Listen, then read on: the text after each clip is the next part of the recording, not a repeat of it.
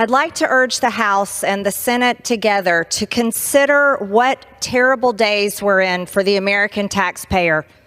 America has been enslaved in $34 trillion in debt. And yet over the weekend, the Senate went into overtime throughout the Super Bowl and beyond into the early morning hours to pass a $95 billion package to fund foreign wars. $95 billion. And not a penny of that goes to anything for any American. Our border is completely being invaded every single day by millions and millions of people from all over the world, over 160 countries.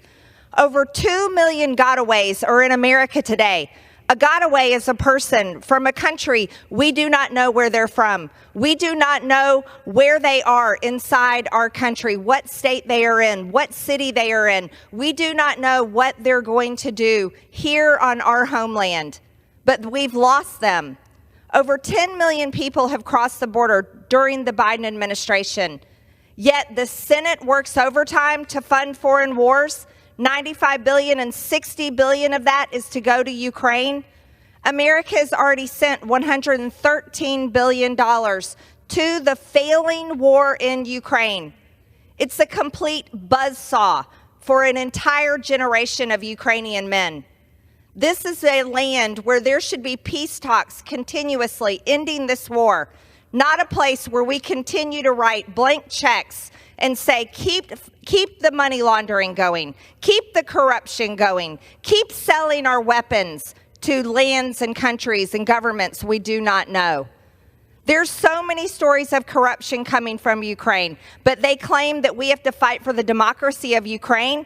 That is a lie. Ukraine, they suspended their elections. If we're fighting for democracy, why do we fight for a country that suspends their elections, locks up American journalists, and destroys free speech?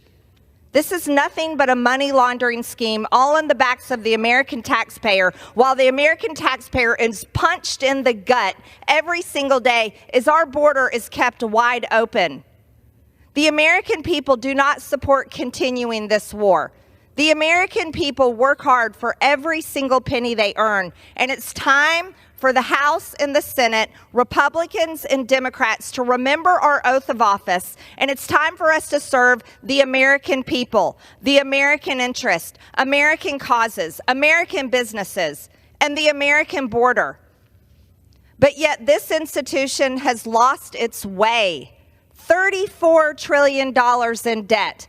And the only thing that we're to talk about is to continue funding a war in Ukraine and to fund a war in Israel.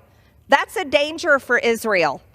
If Israel takes America's money, they open themselves up to the Biden administration and the State Department, hooking their hook in their government and telling them what to do in their war. Israel doesn't need to be told what to do in their war. They need to be allowed to conduct their war as they see fit.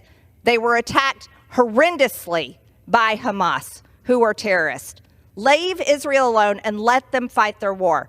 But yet, no, every single time we come back into town, the main issues we talk about here is how to fund foreign countries, foreign wars, and foreign governments while the entire world invades our country. And the American taxpayers are forced to pay for it all.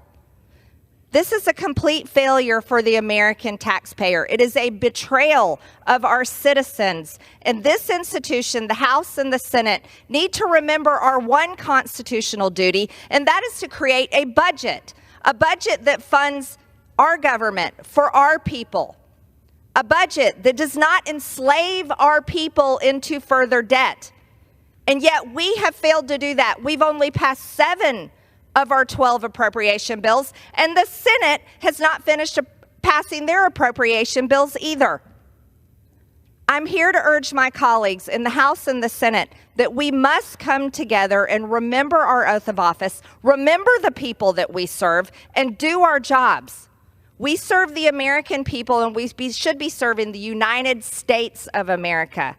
Madam Speaker, I yield back the remainder of my time.